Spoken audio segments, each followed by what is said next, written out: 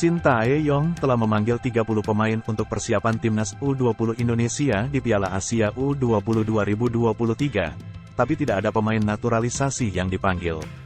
Sebagian dari 30 pemain itu adalah nama-nama yang bermain di Liga 1, seperti Marcelino Ferdinand, Hoki Caraka, Cahya Supriyadi, dan lainnya. Sintayong memanggil nama-nama yang telah mengikuti pemusatan latihan, TC, bersama timnas U20 Indonesia di Turki dan Eropa pada 2022.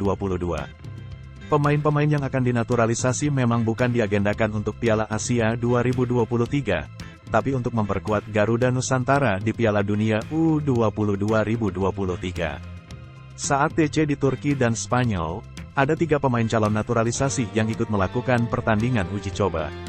3 pemain tersebut adalah Ivar Jenner, Justin Hubner dan Rafael Struijk. Piala Dunia U20 2023 akan berlangsung pada tanggal 20 Mei hingga tanggal 11 Juni tahun 2023, artinya PSSI masih memiliki waktu 3 bulan untuk menyelesaikan naturalisasi 3 pemain tadi. Langkah Sintayong untuk memanggil 30 pemain dari Liga 1 juga cukup bagus.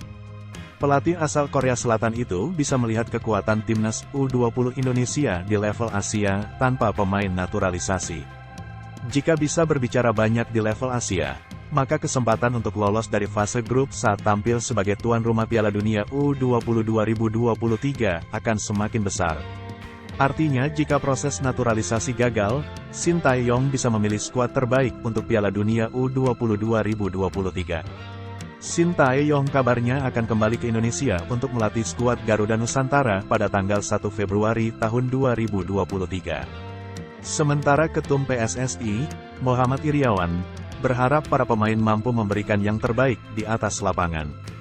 Kami berharap kepada pemain selama mengikuti pemusatan latihan dan turnamen Piala AFC U20 2023 mampu memberikan kemampuan yang maksimal, kerja keras, fokus, dan disiplin, ujar Muhammad Iryawan dikutip Superbowl.id dari laman resmi PSSI.